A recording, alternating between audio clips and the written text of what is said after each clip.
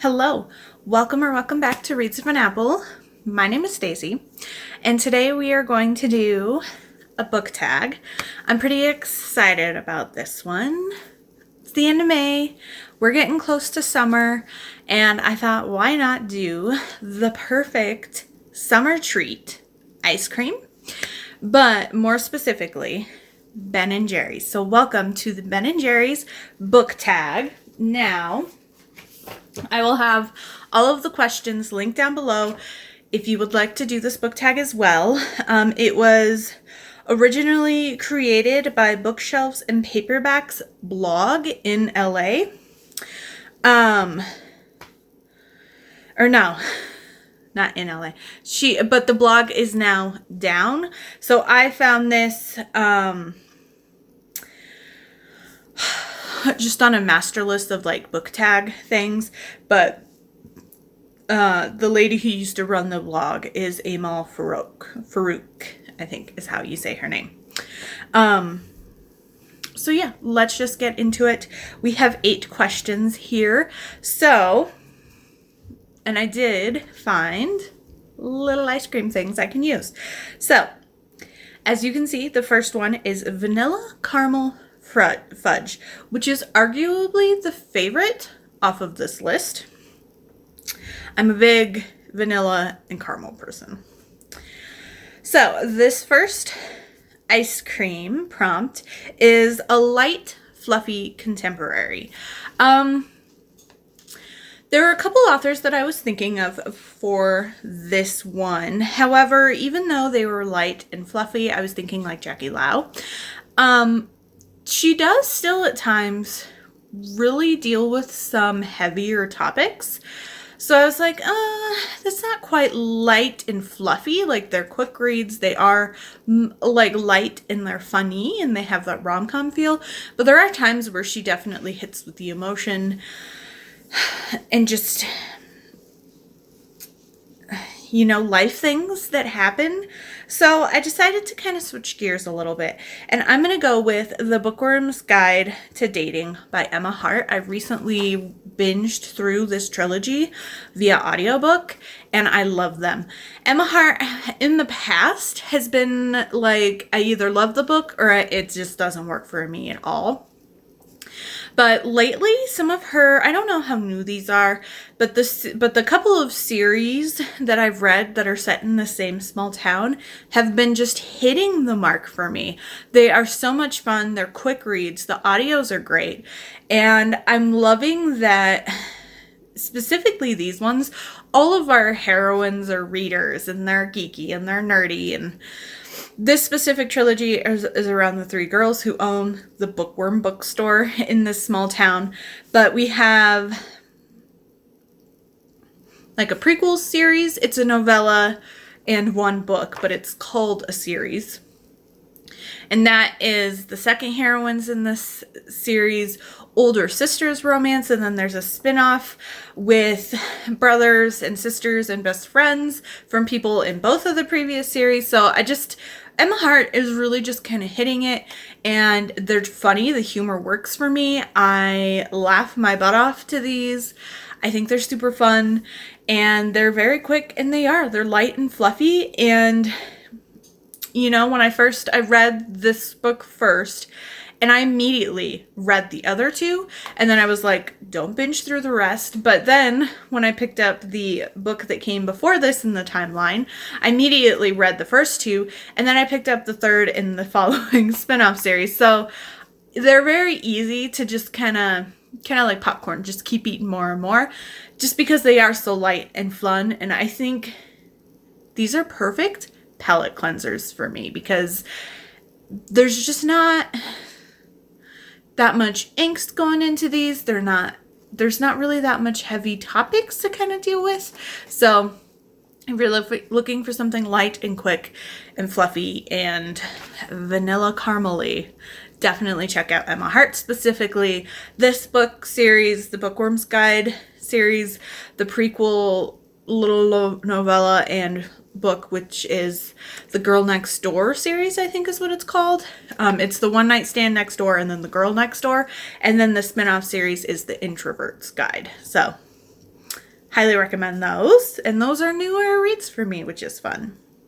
On to chocolate number 2. So this is Mint Chocolate Cookie. And the one for this is a new release you wish everyone would read. Now, I really wanted to throw a certain Juliet Cross book out there that just came out.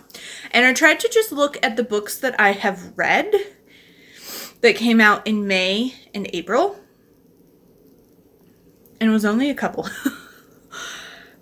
But I decided to pick a release in April.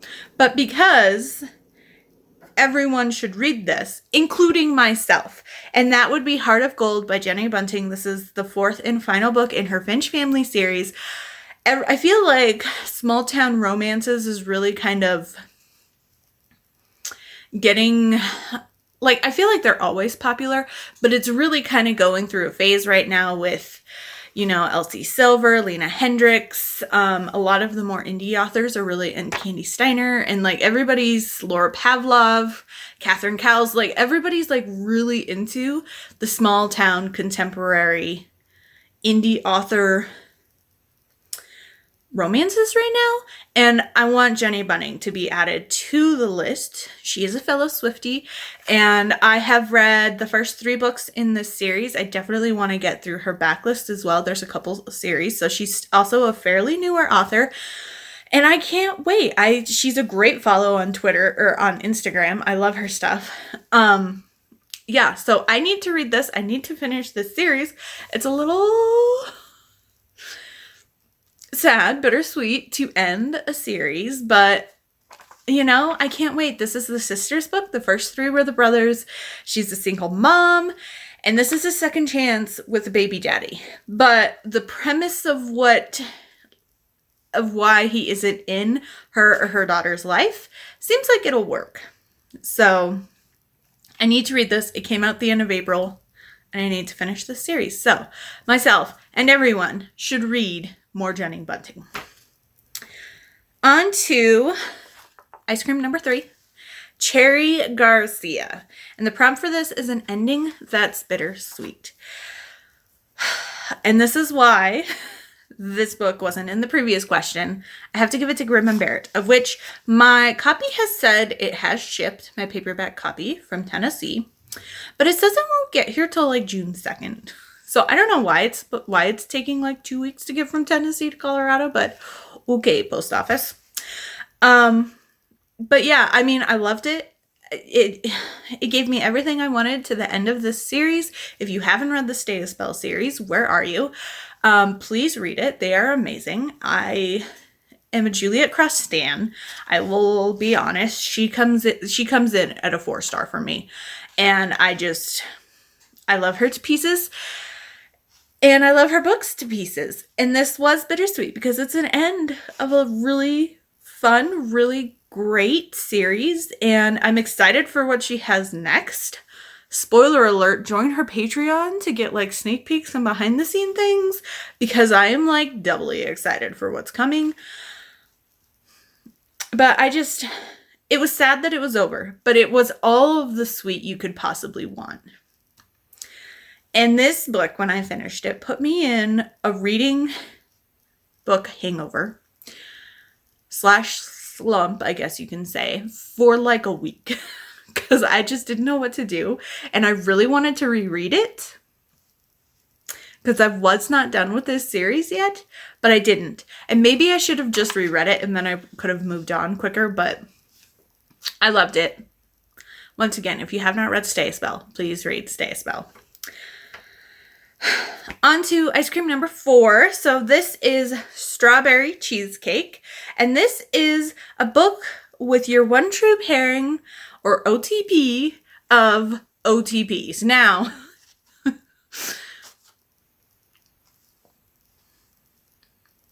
I wanted to be silly.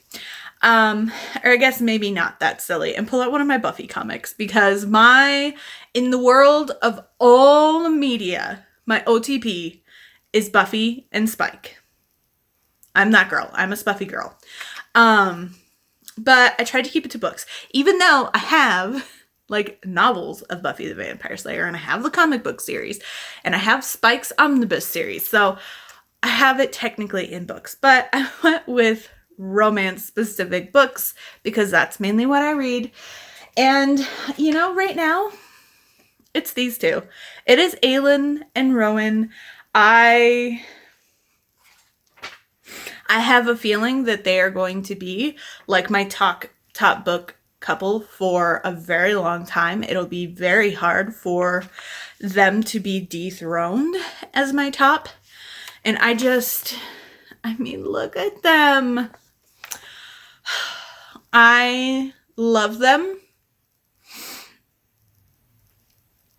so much. So much.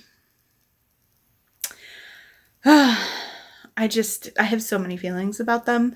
And I also I feel like if anybody could dethrone them, it'd probably be another Sarah J. Maas couple, if I'm honest. Just because the way that she writes them. I mean, and it's pretty close. The second place, I feel like, from this series is pretty close. And that's Damien and Manon. And Dorian, oh my gosh, I don't know what I'm saying here. But I have to give it to Aelin and Rowan.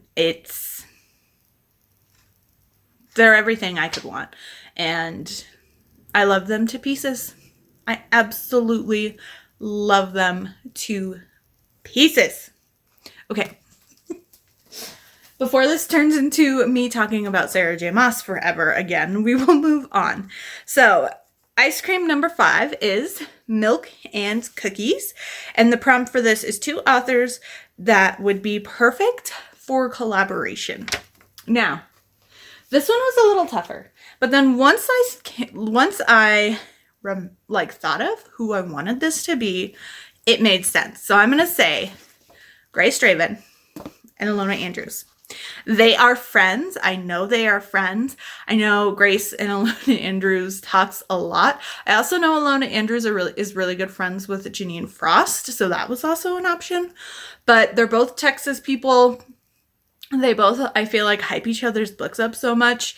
I feel like every traditionally published Grace Draven book has a blurb on the cover from Ilona Andrews. When Grace Draven's medical diagnosis came out, it was announced to be Ilona Andrews. They were the ones that kind of told the story, if you will. And they're just so supportive of each other, and I love it. They also are 2 of the best world builders, I think. The way that their minds work is phenomenal. And I would love a collaboration between these 2. I think it would be so amazing. And if we want to throw in Janine Frost and just have all 4 of them work together, like, there we go. Okay, on to number 6. We are just flying through this. So number 6 is Boston Cream Pie. And this is a book that had you turning the pages late into the night.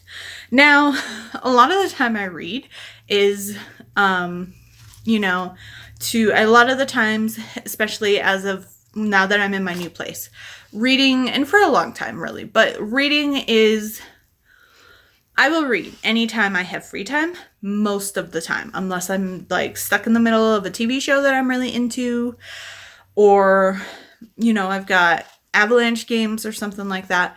But a lot of the times reading is kind of my default hobby. And so a lot of the times, once I'm done with whatever I have going on for the night, I will read for an hour or 2 on the couch, and then I will attempt to read in bed. Since I've been in my new place, though, I'm finding that I'm staying up later reading on the couch, and then when I go to bed, like, it's time for bed, and I might just read a chapter or 2. However, the last book that I haven't already talked about that kept me up, that I could not put down, Was Never Seduce a Duke by Vivian Loret. This is her latest release, and this is the final book in her Mating Habits of Scoundrels series. Vivian Loret is one of my favorite historical romance authors. I love her to death. I want more people to read her. Her books are just so cozy for me, and the way that she writes really just, from go, just sweeps me away, and I love them. And I ended up reading this book in one sitting. I'm counting it as one sitting. I started it on the couch, got up, went to bed, and I was up till 3 o'clock in the morning finishing this. So I just couldn't put it down. I could not put it down. And I didn't want to leave this world. And I love it. So I chose this book. Okay, on to number 7. This is our penultimate ice cream. Chocolate Therapy, which I'm not a big chocolate person, and I'm not a fan of chocolate cake or chocolate ice cream. Like, I can handle like cookie chunks or little fudge chunks in like a vanilla ice cream, but I can't handle, like, this ice cream sounds horrendous to me. But for a lot of people, chocolate is a thing for them. And so this is a book that makes you feel better after a long day of life. And this one was really hard for me because reading, I read for escape. And honestly, any book I read is, unless it's like absolutely horrendous, which I have kind of gotten my book picker pretty well figured out at this point, where I don't really pick up 2-star books anymore. It's very rarely, and the books that I end up picking up that are more lower rated end up being like book club books. But this was a really hard one for me to choose. So I'm just going to say historical romance. I love all the subgenres of romance, but when I am really in my feels, really down, I tend to gravitate towards fantasy or historical. But I feel like if I'm really in it and I really just don't want the mental capacity, I tend to lean towards contemporary or historical, because I feel like even in easy fantasy, those fantastical elements still kind of take a little more brain power. And historical romance is honestly like my go-to cozy subgenre. So I'm going to leave it at that. As you can see, I have to reorganize my bookshelves, but historical romance is 3/4 of this shelf down. And I've got my favorites up front. We've got Lisa Kleypas. Right here is all of Vivian Loret's. Underneath Vivian Loret is Donna Fletcher and Julia Quinn. So, I can't pick one. And if it would probably be Vivian Loret, but I was kind of debating because I feel like Vivian Loret and Donna Fletcher, because if I say those are my top 3, those are probably my top 3. I feel like Lisa Kleypas is more apt to bring in the heavier, harder hitting topics, but still write in a very swoony, romantic, lovely way. But I feel like Donna Fletcher and Vivian Loret are a little less angstier and are a little more fluffier in their writing styles, which, fits for when I want a historical romance. That's what I typically gravitate towards. So I'm going to say just historical romance as a whole. And then the final one, which is probably my favorite ice cream of the list. And I know it said it might be the vanilla caramel fudge, but I think it's going to be this one. And that is Coffee, Coffee, Buzz, Buzz, Buzz. And this is a book that is not released that you can't wait to get your hands on. So I usually do quarterly new releases. I will link my latest one for Q2 of 2023 up here. I do have a playlist of when I release those. Also, in my monthly TBRs, I like to touch base on a couple new books that are coming out for that month that I really want to get to. I don't always get to them. But for this aspect, or for this prompt, I decided to pick 5 books. Limit myself to 5 books. And I tried to pick books that weren't going to be out until the end of 2023, maybe 2024 if it's been announced yet. And then there's 2 books that we don't have a release date for. So we will do the more questionable ones first. Okay, or the ones that like I have release dates for first. That's what I meant, not questionable. I don't know what I'm saying. So Q4 is not an official release date, but in Q4 at some point we're supposed to get The Musician and The Monster by Megan Van Dyke. This is book 4 in her reimagined fairy tale series. As you can see, there's no cover yet. This is the Beauty and Beast retelling. And I love these books, and I love this series, and I love Megan Van Dyke, and I'm very excited for it. And I can't wait to see the cover and learn more about this book. She has a couple other releases that are supposed to be out before this one, though, so we have to get through those first. But I'm still excited for this one. Then November 28th, we have It Had to Be a Duke by Vivian Lorette. This is the start of her new series, The Liars Club. I cannot wait. We had a little teaser, a little hint in Never Seduce a Duke of the family that the series is going to be set around.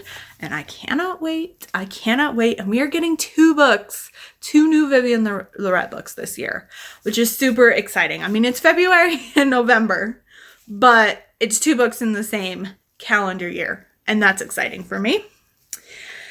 Oh my gosh.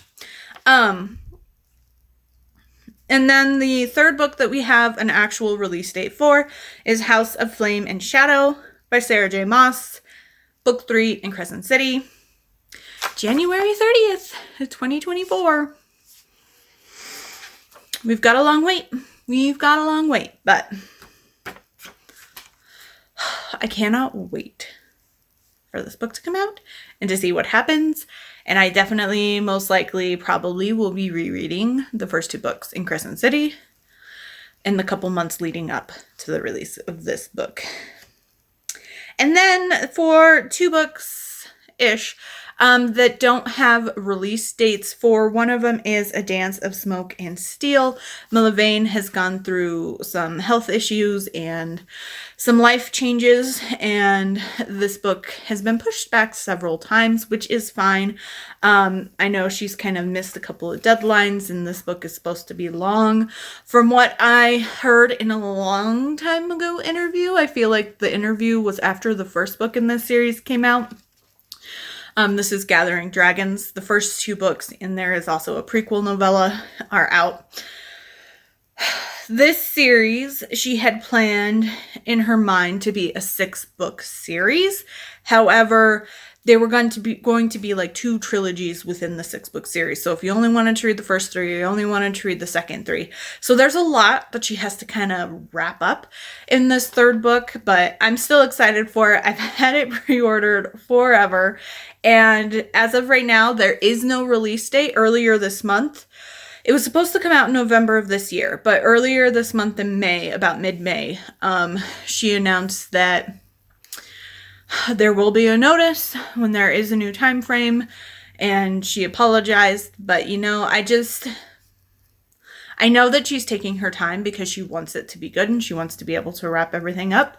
And I just hope we don't have to wait too much longer, but I am ready for whenever she wants to release it to us, or whenever she's done writing for it, and then her publisher can release it to it, because this is also traditionally published. So I'm just here to support Millavane in whatever aspect I can, and I'm excited for this book. So yeah. And then the other one, I did not pull the book out, but let me grab one. We have no official release date. We have no official plans outside of, we hopefully will get Arabella's hopefully trilogy, because that is how the Hidden Legacy series has been so far. The first 3 books were Nevada. The next 3 books were Catalina. And then we still have Arabella, who is the youngest sister of the Baylors. I hope we get her trilogy. or at least a book for her. I'm very excited.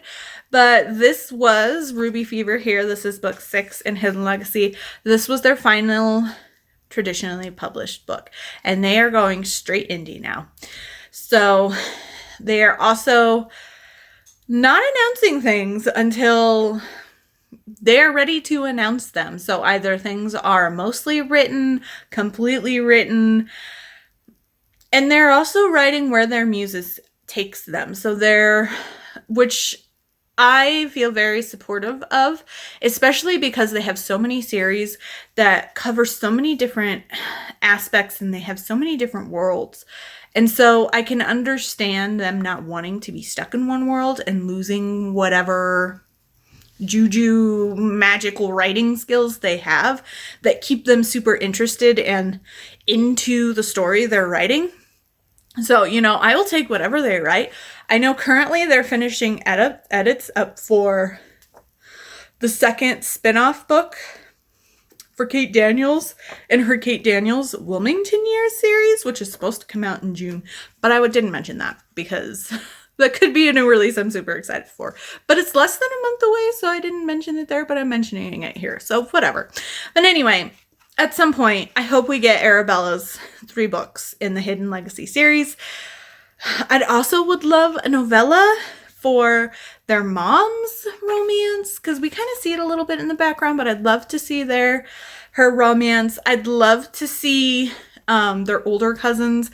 We do see him get married in the background, but I'd love to see a novella that was like, because they mostly got together in the background, so we didn't really see everything. So I'd love a novella just kind of showing how they became the couple that they are. And I also want to see their younger cousins get a romance too. I just want everybody to get their romance. And I will read anything Alona Andrews writes. But so, like I said, there is no release date. There has been hints in the release date interviews that they did for Ruby Fever that in their minds, they do have plans for Arabella, but who knows when we'll get it? Who knows when it will be written, if ever. But I just hope we get it. I mean, we have to. We can't just leave the story here. Arabella needs her books, and there was a big, big teaser for who or who might not be Arabella's hero at the end of this book. So I want it, and I want it, and I want it. But I also want the next book in all of Alona Andrews series that they have going. So, it is what it is. But that's it. That is the 8 questions. Those are our 8 tags. Like I mentioned earlier, I will link down below all of the questions, or I guess I'll just write them out, not link them. But if you are interested in doing this one yourself, definitely let me know, tag me on a social, or just send me a DM or something, and I will definitely check it out. I figured we're getting into summer months, we're getting into warmer weather. What better way than to do the Ben & Jerry's book tag? But thank you so much for watching. If you'd like to leave me an emoji down below, leave me something ice cream related, because why not? And if you'd like to leave me a comment, let me know what your favorite of these flavors are, or if you have a different flavor of Ben & Jerry's. I myself, they have the core ones that are more newer. And I like the one that's like the vanilla stuff on the outside with the caramel in the middle. I think that one is probably my favorite. I have no idea what it's called. But otherwise, I will see you all soon with another video. Don't forget to like and subscribe.